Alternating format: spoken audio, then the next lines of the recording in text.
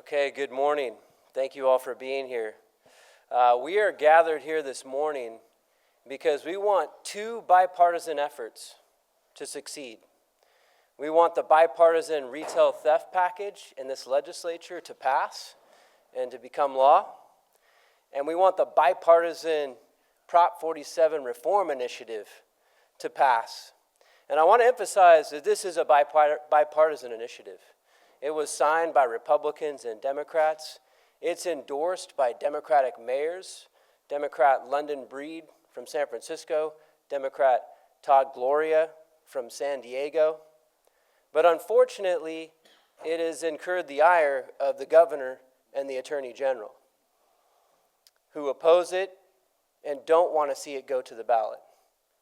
And that is really why we are all here today.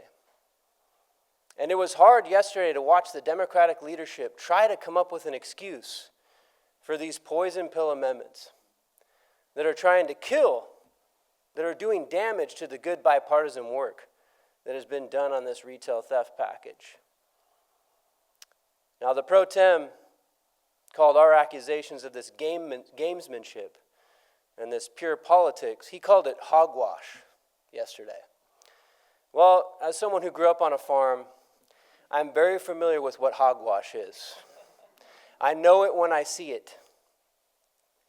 And I will retort with a similar farm analogy, Mr. Pro Tem. You can put lipstick on a pig, but it's still a pig. And this is quite an oinker. But enough with the farm analogies. The real reason that this is happening is because the governor and the Attorney General, Rob Bonta, are doing a very cynical, and for all of us that know what's going on, it's a very transparent attempt to rewrite and distort the Prop 47 initiative. That's why they're proposing these amendments in the last minute. Has nothing to do with inconsistencies. They couldn't even point to an inconsistency, right? It's about politics. And it's about trying to lie to the voters and distort the message to the voters about this initiative. The people want to vote to change Prop 47. They've seen what's in it. When they lied the first time and said this was going to create safe neighborhoods and safe communities, they saw that was not true. And we've seen the increase in crime, we've seen the rampant theft, we've seen the smash and grabs, and the people are tired and they want to vote. Gavin Newsom and the Attorney General don't want them to vote, or they want to distort that vote. And that's why they are pushing these poison pill amendments. They are really the ones behind this. And you watch. Now, I am hopeful that my colleagues in the legislature, on both sides of the aisle, are going to be able to stop these poison pill amendments from going through. I really do believe that. I hope that our colleagues will stand together and not do that. But if they do pass these things through, you watch Rob Bonta try to change and rewrite the ballot title and summary for the Prop 47 initiative. And we should hold him accountable, not allow that to happen. Let the people vote. The language is clear about what this does and what it doesn't do. And real quickly, let's talk about what it does do. It finally holds fentanyl drug pushers accountable with real sentencing, with real enhancements to stop these folks who are poisoning and killing our kids. Let's talk about what it really does. It stops the rampant theft, the serial theft that's going on. 3 times, you do jail time. No more of this, oh, well, did you do $950? Did you do it the next time and the next time? No more serial theft. That's what the initiative does. And thirdly, it actually gets people into drug treatment. When Prop 47 passed, it took away that strong incentive to get people into drug treatment, because that is at the root of where a lot of this is coming from, people addicted to drugs. But if they get that rehabilitation, they get that treatment, they can get on a better path to life. That's the other thing this initiative does. And that's why this bipartisan effort needs to pass, and we need to stop the games, let the people vote, let them vote on the language right now, and stop trying to mess with democracy. Thank you. And so next I'd like to invite up my good colleague and fighter on the Senate side, Senator Brian Jones. Good morning, everybody. Thank you. It's a pleasure to be here. I'm Senator Brian Jones. I represent the 40th Senate District, and I'm the Senate Minority Leader. And it's a pleasure to serve in that capacity for all of Californians. I want to start this morning by saying thank you to a couple of folks. First of all, I want to thank the press for being here and taking this serious. As the Democrats, as Assemblymember Gallagher pointed out, as the Democrats try to dismiss this as gamesmanship, as dismiss this as politics, well, I kind of have the philosophy that whatever they're saying is happening is actually what they're doing. And so I appreciate the press being here to cover that and hold them accountable to the voters of California so that they know what's going on in between now and November. I want to thank the law enforcement folks that are here this morning, the sheriffs and the DAs that are here today, and the sheriffs and the DAs that have loudly over the last 5 days commented on this procedure and how it's undermining an honest attempt by the legislature to come up with a bipartisan package of bills, both in the Assembly and in the Senate, and the bipartisan initiative that's being proposed for the ballot in November. Both of these efforts have taken a tremendous amount of work to get done. And those of you that work in the Capitol every single day know how difficult it is to get a bipartisan public safety package passed out of this building. Proposed even, and out of committee, and voted off the floor, which has happened in both houses. And now our Democrat colleagues are trying to undermine that in a very cynical and, fortunately now, public way, now that you all are paying attention. These poison pill amendments are a cynical attempt to mislead voters and prevent the necessary overhaul to our broken laws. And folks, we have a ton of broken laws that need to be fixed here in California. It's irresponsible to force voters into a false choice between the Safer California package or the Homeless, Drug Addiction, and Theft Reduction Act. We can, and we must, and we should do both if we're going to reform California and fix the broken public safety situation that we have in our major cities and across our state. We've reviewed the language, and there are no inconsistencies to justify what the Democrats are doing this week. In fact, Democrats have constantly stated and reiterated that their bill package does not touch Prop 47. If you listen to the Democrat leadership when they're talking about this bill package, both in the Assembly and the Senate, they've been very clear that they do not touch Prop 47. They are trying to change the narrative in a weak attempt to cover their decision to put politics over public safety. Democrats' actions here represent the worst of the corrupt, closed-door politics. And I want to be very clear, when I'm saying Democrats and when Assemblymember Gallagher is saying Democrats, many of our Democrat colleagues don't agree with what's happening. It's the Democrats that are putting the governor and the attorney general that's pushing this down the throats of our Democrat colleagues that have already voted on this package, and many of them supported the initiative. By passing these poison pill amendments, the Attorney General will try to convince Californians that the ballot initiative repeals crime measures passed by the legislature. In a recent letter written by Summer Stephan, my DA in San Diego County, the district attorney in San Diego, she rightly points out, quote, I love Summer Stephan. She is so awesome. And all the DAs most of the DAs in California, sans a couple, are doing a great job and are operating the best that they can in this partisan politics issue of California in a nonpartisan way so that they can do the best they can do to serve their counties and these sheriffs as well. Quote, this is from Summer Stephan, quote, "This is classic chicanery, the use of trickery to achieve a political purpose. California's legislators should not seek to frustrate California's process of direct democracy with deceptive legislating." I hope you all recognize how terrible things have to get for a DA to come out with such strong language as that. And I think Sheriff Discus in San Bernardino that's also put out a letter that's as strongly written, and many of the other sheriffs and DAs around the state that have done the same. To combat the California crime wave, we need to strengthen our laws both in the legislature and at the ballot box. Prop 47 has been an unmitigated disaster for the state of California, leading to rampant theft, crime, and drug use across the state. Unfortunately, Democrats in this building are too prideful to admit their mistake with Prop 47. It's unbelievable to me. I mean, you ask Californians, 70% of Californians agree that Prop 47 is a mistake. Just own it and fix it. That's why they're trying to manipulate Californians with these amendments and continue to deny the desperate need for reform. Republican lawmakers support progress, which is why we backed the recent bipartisan crime-fighting measures passed.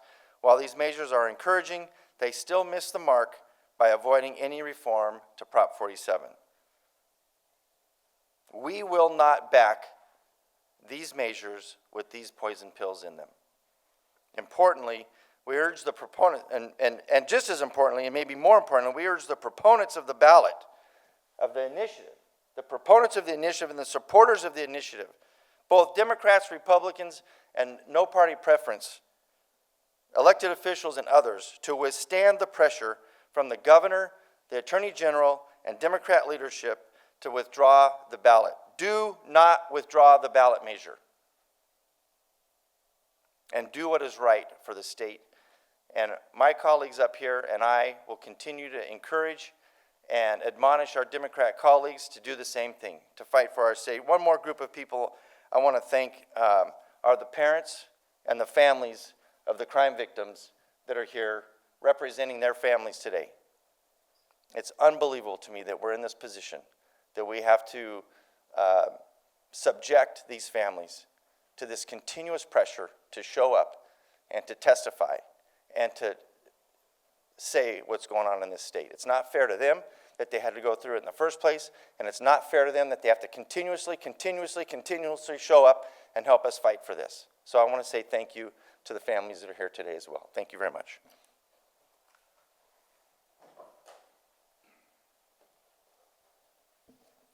All right, thank you, Senator. Next, I'd like to introduce our colleague in the Assembly, Assemblyman Josh Hoover.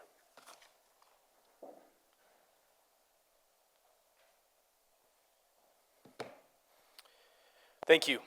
I would love everyone in this room to go back and watch the Supermajority's press conference yesterday, and I urge you to take a look at three different things, three different claims that were made that need to be debunked. Number one, they made the claim that their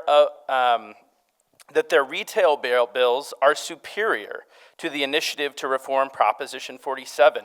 Yet, you will notice something interesting about that press conference. They did not have a single district attorney, law enforcement official, or retailer present to validate those claims. Why? Because the vast majority of district attorneys and law enforcement groups in this state know that we will not fix retail theft in California without a change to Proposition 47. Number two, they also claimed in their press conference that Republicans would rather take political shots at the other side than solve retail theft in California. Quite the contrary. Republicans want the bipartisan organized retail bills without the inoperability clause, and we want an initiative to reform Proposition 47. We want both. It is Republicans who are serious about solving this crisis. And number three, the supermajority says that the bills and this initiative don't work together, even though they can't name a single clause where the bills actually conflict with the initiative. Here's the truth. They don't want them to work together.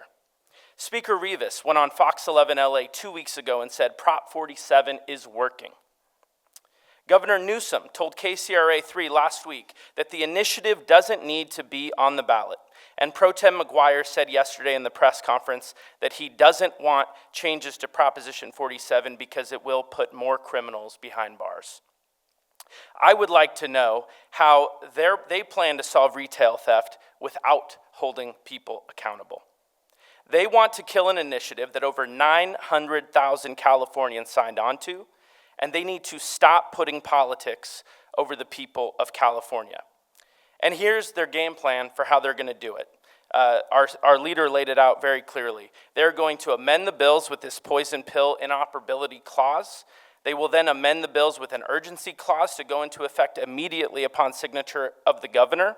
They will pass and have those bills signed before July 5th, 2024, and tee up Attorney General Rob Bonta to write an unfavorable ballot title and summary telling voters that supporting Prop 47 reform will harm the bills that we just passed. This is not hogwash, as Senator McGuire claimed. This is their game plan to mislead voters and undermine our democratic initiative process. With that, I am really thankful for the opportunity to invite our next speaker to the podium here. Another thing that is not being brought up is that what this initiative does to stop our fentanyl crisis in California. And so I would like to invite Chris Didier with the group Void to the stage, who lost his son Zach to fentanyl poisoning. He is going to share his story and talk about why we need this to help protect our kids. Thank you.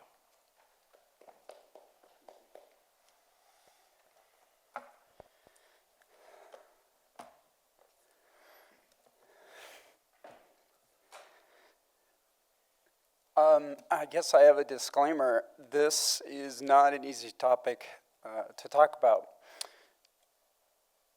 But it's important to talk about it because we may not know what our future holds, but we do know who holds our future. And we all must do better. My name is Chris Didier. I'm a father of 3 incredible children. This is my son, Zach, and I'm Zach's dad. I'm also an executive board member of a nonprofit called Victims of Illicit Drugs. On December 27th, 2020, I found my 17-year-old son appearing to be asleep in his bedroom but not breathing. We then later learned he had unintentionally took a fake pill he was told was harmless medicine. But what this was a fake pill made of illicit fentanyl and took his life. Like so many of our youth, Zach was successful in all aspects of academia, athletics, music, and community service. Zach loved his family, friends, and life, and only 3 months after Zach died, Zach's mother, Laura, and I opened acceptance letters into 5 UCs, including UCLA. Since then, California legislation has brought little to counter the changing landscape of the eroding challenges that are impacting California, such as illicit fentanyl. This ballot initiative, called the Homelessness, Drug Addiction, and Theft Reduction Act, brings needed and appropriate measures, and I ask for your support. The legislative majority are attempting to derail this initiative while fast-tracking alternative measures that simply are watered down. These alternatives fall well short, and none address homelessness or drug-related crimes. Additionally, these measures unnecessarily include a poison pill clause if our ballot passes. As a grieving father, these political tactics and terminology comes across as being disrespectful to those who've lost a loved one from a fake poison pill. For these legislators who are in support of our ballot initiative, I humbly and sincerely thank you for your support. For the legislative majority who favor the status quo and reject or derail meaningful policies, you are not my audience. You've had your chance.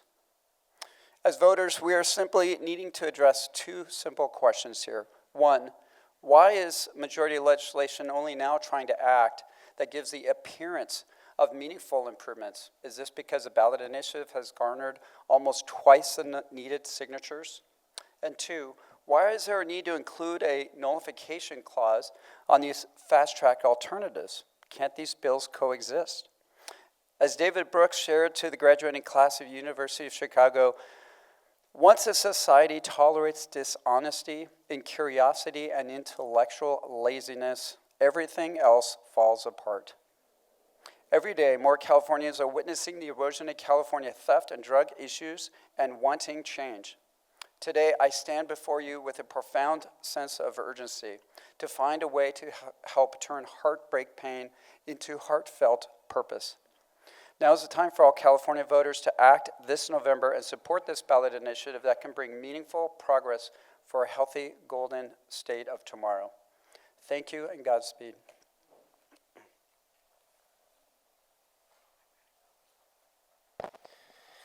Thank you, Chris. Next, I'd like to invite up one of our district attorneys here in the great state of California, and the district attorneys have been really leading the charge and fighting for this effort. But I'd like to invite up Placer County District Attorney Morgan Geyer. Good morning.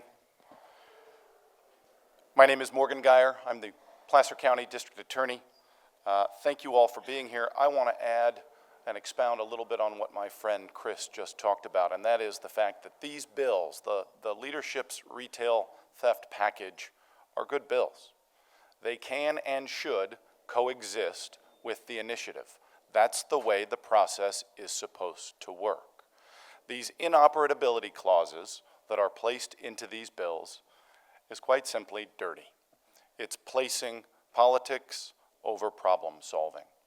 The bills are good, but they don't go far enough. They don't go far enough in holding repeat thieves accountable. That's what the initiative will do. The legislative bills are good, but they don't go far enough in holding fentanyl dealers who kill people accountable. That's what this initiative does. If the legislature, if the majority or the leadership doesn't like the policies put forth in the initiative, they shouldn't vote for it. What they should not do is hold it hostage to the people of California who deserve a fair chance and a fair vote. We implore and urge the leadership to change course, do the right thing, withdraw these disingenuous inoperability clauses, and seek the higher ground and let Californians have a voice. And I will echo what Chris just said. We have been trying for years to enact modest, measured reforms to the ill-fated consequences of Prop 47. And it wasn't until this initiative gained traction that all of a sudden there was momentum in the legislature to pass bills at the 11th hour. My friend Chris has been in the legislature for 4 years in a row pushing for Alexandra's law that is contained in the initiative, and it wouldn't even get a vote in the Public Safety Committee hearing. And now, all of a sudden, here we are in a frenzy trying to pass these bills. So again, I will urge on behalf of my colleagues around the state to urge the legislature to do the right thing, withdraw these inoperability clauses, and give the people of California a fair vote. And with that, it is my great pleasure to introduce the District Attorney of El Dorado County and one of the architects of this initiative, Vern Pearson. Thank you. Thank you, Morgan, and thank you to all the members that are here, and as well as to the media. I am a Republican from a Republican county. I've been a prosecutor for 32 years. I thank all the Republican membership that are here. But I want to speak just very briefly, not as a Republican, but as one of the architects that helped put this initiative together.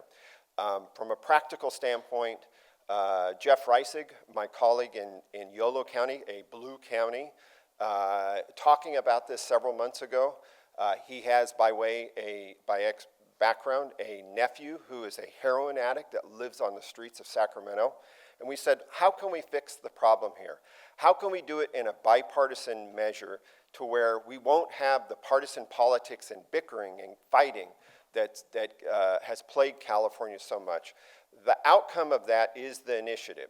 So I can tell you, we submitted the initiative, and I was there when we got the feedback from that we were hoping from the Attorney General's office, from Rob Bonta, the California Attorney General, a progressive Democrat, when they wrote the original title and summary. Because if you look at it, the original title and summary, it is a very balanced representation of what the initiative actually does. That it is not about mass incarceration. It will not do that. It will bring back drug courts. It will bring back some type of accountability. How do we get to that? We listen to experts like Dr. Anna Lemke from Stanford University, who's one of the noted professors and researchers on drug addiction. How can we fix the drug addiction problem? We also looked at the J. Lou Streeter, who's the head of the School of Economics at Stanford University, looking at what happened over the last 10 years that caused a spike in homelessness of 50%, where the rest of the United States went down. What happened here? It all traces back to Prop 47. And what happened with Prop 47?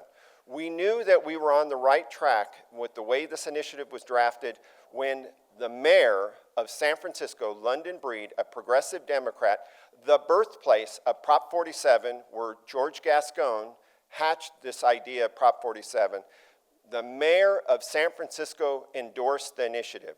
Then the mayor, Mayor Matt Mahan from San Jose endorsed the initiative. Then the mayor of Santa Monica endorsed the initiative, and a whole host of progressive Democrat mayors that are on the front lines all endorsed the initiative. So when that happened, we thought we would get bipartisan support. I naively believe perhaps even the governor, with his political aspirations, would say, you know what, let's embrace this. Let's pull a Bill Clinton. Let's embrace this and say, this was really our idea. Let's reform Prop 47. I really naively thought that. Unfortunately, that's not what happened. Rather than going down to San Francisco and the Tenderloin with London Breed or Matt Mahan, or as I have, walking among the streets with the homelessness and the drug addicts and the people stealing over and over again, rather than looking at and seeing the people that are strung out on drugs that are there, how can we bring that? Instead, what we got was this, and we can call it a poison pill. I call it a reckless game of chicken. In other words, they're daring to say, well, we've got this great bill package that actually will help California, and we've got an initiative that will actually help California. Because out of vanity and a refusal to accept they got it wrong with Prop 47, they'd rather engage in this reckless game of chicken. So with that, I strongly urge the moderate Democrats, the moderate Republicans even, that are being asked by their leadership to embrace this poison pill game of brinksmanship, to walk away from it and simply say, you know what, we just want to vote on a clean bill. These are good bills. Let's stay away from this poison pill thing. Thank you very much. Mr. District Attorney, and I also, he highlighted, the need for drug treatment. And this morning, we have a couple advocates who know this really well and know how important it is to actually get people into treatment, have the incentives, have the teeth to actually get people into drug treatment. And so this morning, I'd like to introduce Mark and Denise Parker to talk about that. Good morning. Thank you for having us. This is a little unnerving. My name is Denise Parker. I am a recovered homeless addict, coming up on 11 years from a 22-year addiction. We have the signatures that we need for this. This needs to pass, and I don't claim to understand all of politics or anything. My simple mind is this. What we're doing right now is currently not working. We have to have accountability. If I did not have accountability when I was in trouble, when I got arrested, if I didn't do drug court, if I didn't do counseling to give me the skills, the life skills that I needed to reform my life and to be a citizen that could add to the state of California, then I wouldn't be where I'm at today. We have to have accountability. We're seeing homelessness in our Chico area on the rise. And the drug addiction is out of control there. It's not working, what we are currently doing, and we must come together and make a stand to make something better for our state. Our state deserves so much better than what we are currently doing. Hello, my name is Mark Parker. Like my wife said, I'm a recovering addict. I did 33 years of every drug you can think of, including fentanyl. I'm now almost 12 years sober and clean. I own 2 businesses. I manage another business. And without this bill that's going around, I praise the Lord that I was before 47. I had the accountability. My last arrest was 7 felonies for drugs. I wore an ankle monitor for 11 and a half months. I can literally say those 11 and a half months that I worked for the county of Butte, doing my time instead of a prison sentence, changed my life, literally. The programs that I had to attend, the classes that I had to attend, they changed my life. They changed my clique of thinking. It helped me to progress to where I am now. I get to go preach at a men's rescue mission in Chico, talk to them about fentanyl, all the uses, all the different kinds of drugs, share the Lord with them. We get to go to the police officer academy. I get to help them, teach them little tricks and techniques that, where I used to hide my drugs and that kind of stuff. It's always nice to tell them you hide your stuff in your dirty underwear. Sorry. Sorry. Back to the farm statement. I'm the black sheep. I don't. This is not my realm. I'm the one that's out on the back field normally. So accountability is definitely a thing. Without accountability, do you have a child and don't discipline that child? No. Do you have a person in your family that you will not shun if they do something wrong at the family wedding or get together? No. It's the same with drug use. We can't just let it keep happening. Letting it keep happening is not going to get us anywhere. When it comes to voting and bills, it should belong to the people. Yep. We are not a dictatorship, capitalism, whatever. I don't know the full statements of it all. But we, the people, we vote. We make the choices. We should. It shouldn't be decided by one person or one governing entity. We have to have consequences to our choices. We need to make those broadly apparent to everybody who's out there playing the game. And when I say playing the game, living on the streets, getting the free handouts, they're doing drugs. They're not out there because they want to hang out and live in a tent. I don't know anybody homeless that wants to live in a tent that is not on drugs. That's my side. Could be different stories out there. Yes, we need other programs that help people though. This bill should just be pushed through. There should be no squabbling over what's going on. The longer it takes, the longer it's going to take to clean up. At one point, California was the greatest state in this nation. We led what was going on. Now everybody's watching at us going, whew. That's a train wreck. It's time to take California back. Yes, please. And we just thank you for this opportunity to come together and just help people understand that, addiction is real and everybody needs to have consequences to their choices. Thank you for your time. Thank you so much, Mark and Denise, for sharing that with us, because that is the real face of what we're dealing with here. And also, again, without the initiative and the reforms to Prop 47, we won't have that. We won't bring back drug court and the ability to get people back onto a better path. So it's very clear that we need that as well.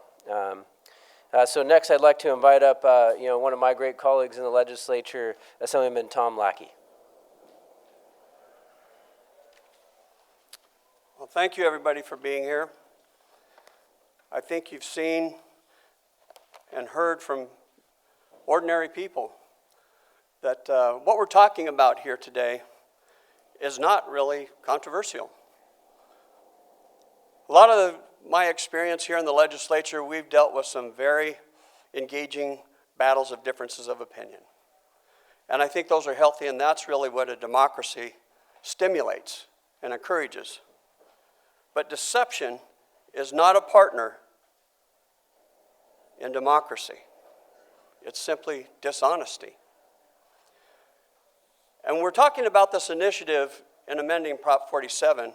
It goes way beyond theft, as you heard. Some of these circumstances that relate to drug addiction and drug poisoning cause death. We've got to fix this. We've got to amend this. And as a former law enforcement officer of almost 30 years, I'm deeply concerned about the deceptive tactics and unethical political games that are currently threatening our public safety. What this has become, unfortunately, is a power struggle. It's not about the issues, everybody. We're above this. We should be above this. And thank you for being here, for allowing us to clarify something very, very simple. They're trying to convolute this thing. They're trying to say there's conflict in these laws that have been passed through a bipartisan process that's quite vigorous and something to be proud of. But now they're trying to poison this system. Shame on them. And please be a force multiplier in getting that message out to the people. Because it's worked in the past. Let's not let it work again. We're here to be the voice of reason. It's not us versus them. It's all of us. Let's work collectively instead of bickering, instead of fighting over power. Because people's lives are hanging in the balance. I can echo a lot of the things that have been said already about the theft matter. We all know how serious it is. We all shop. We all go and see items locked up because of a failed public policy. Shame on us for for any effort to get in the way of fixing the mistake. And it was a well-intentioned mistake. I'll give them that. But let's learn. And let's not let the fight for power win. We're here to stand as the voice of reason, and I hope that you'll pay attention to our continual communications to all of you, because we want what's good for all of us, not just Republicans. Thank you.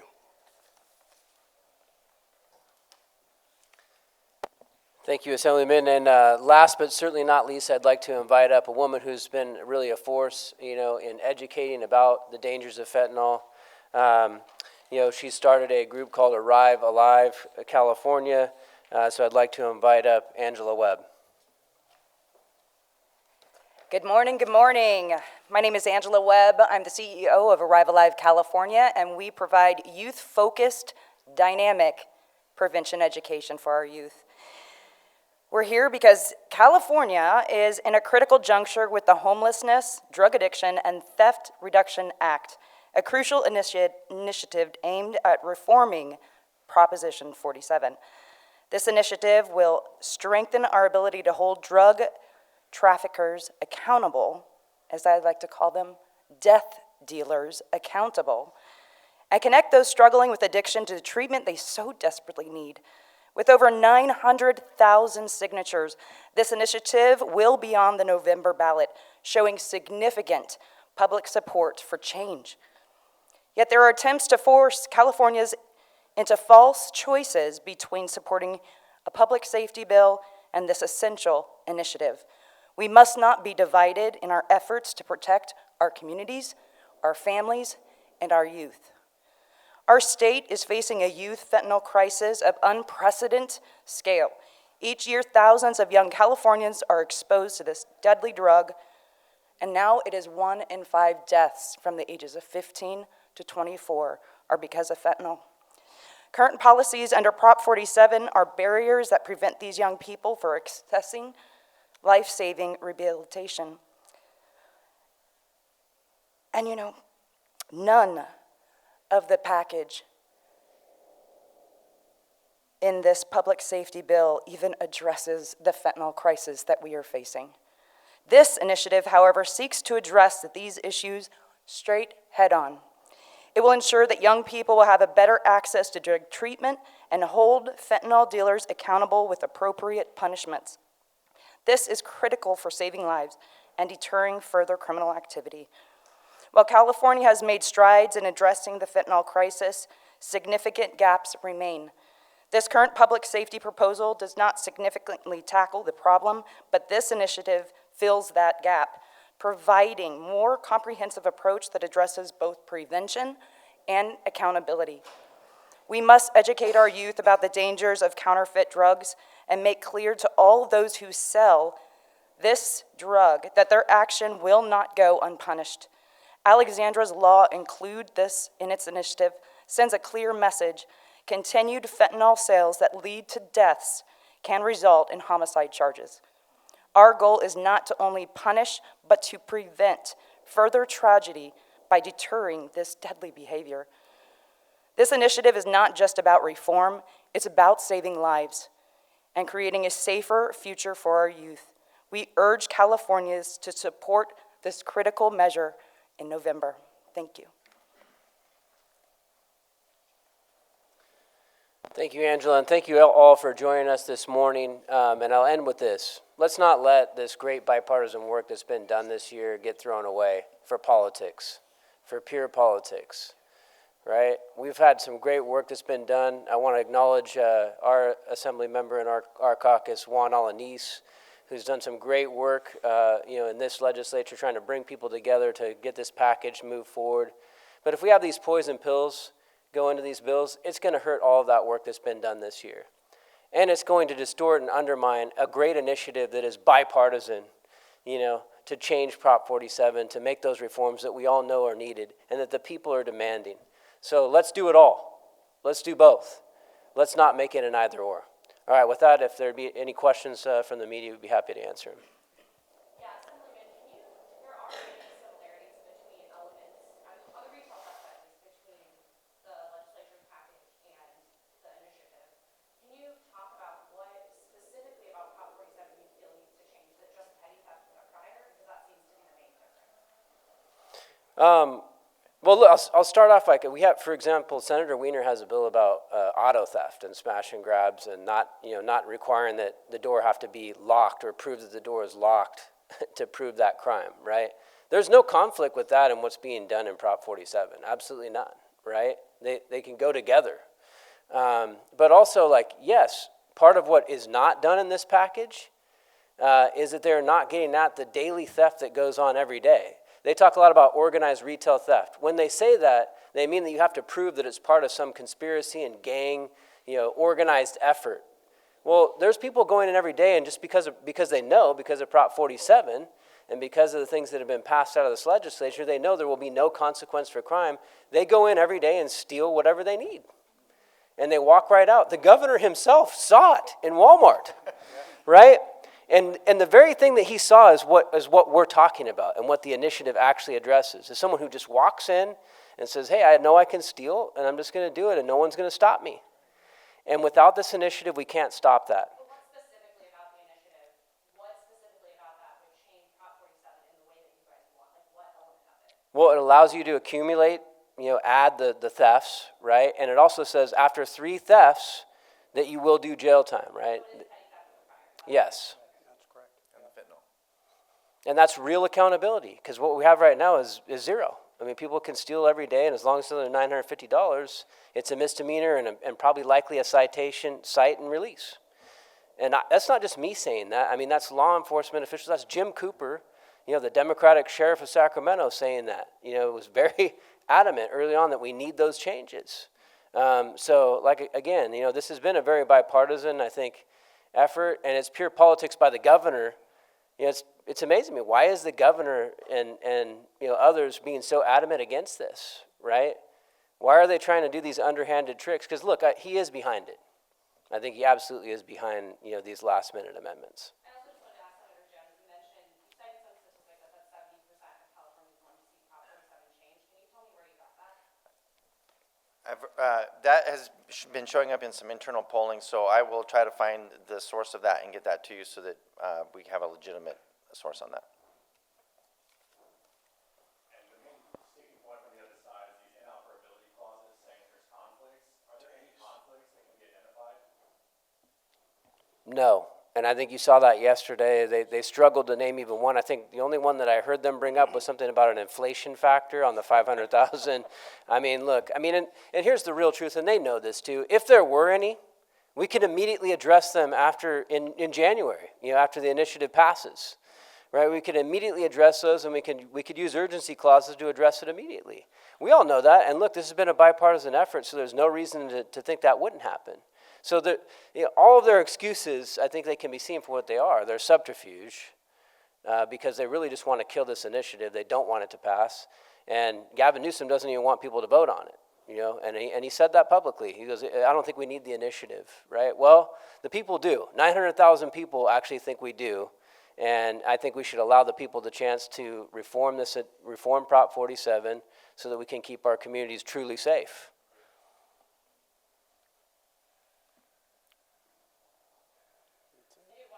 Okay, go ahead. Yeah. So do you all, what do you all plan to do about your dissatisfaction with the situation? Do you plan to vote as a block? That's kind of the only way you can influence some of these urgency measures. Is if you vote as a block and some progressive Democrats laid off. Is that something you plan to consider? So 2 things. One, I hope that, yes, we will all unite, Republicans and Democrats. We as Republicans are not going to support, poison pill amendments. We've been supportive of these bills. Right? We voted in a bipartisan fashion, very strong support already to pass these bills both in the Assembly and the Senate. It's only here at the last minute that they're trying to insert, the inoperability clause, and that's the biggest one. We don't care if there's an urgency clause in there, great. But if there's an inoperability clause in there, that's a poison pill that we can't support, right?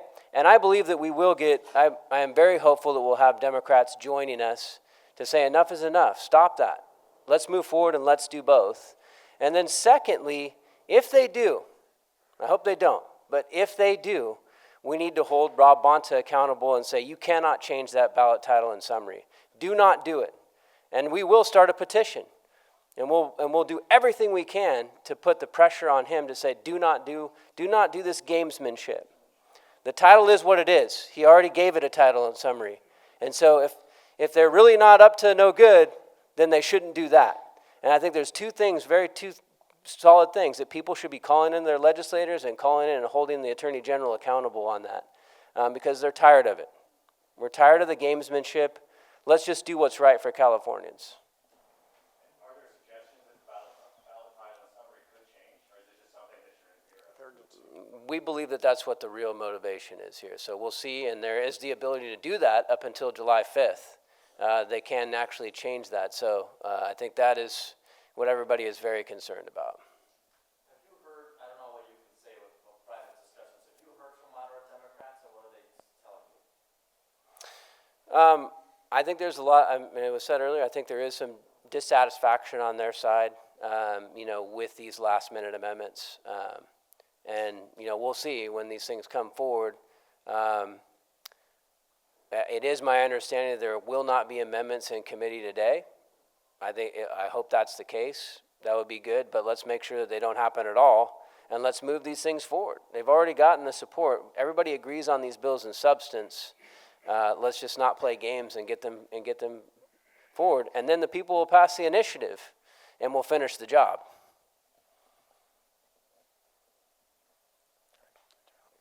All right, thank you. Thank you all for being here this morning.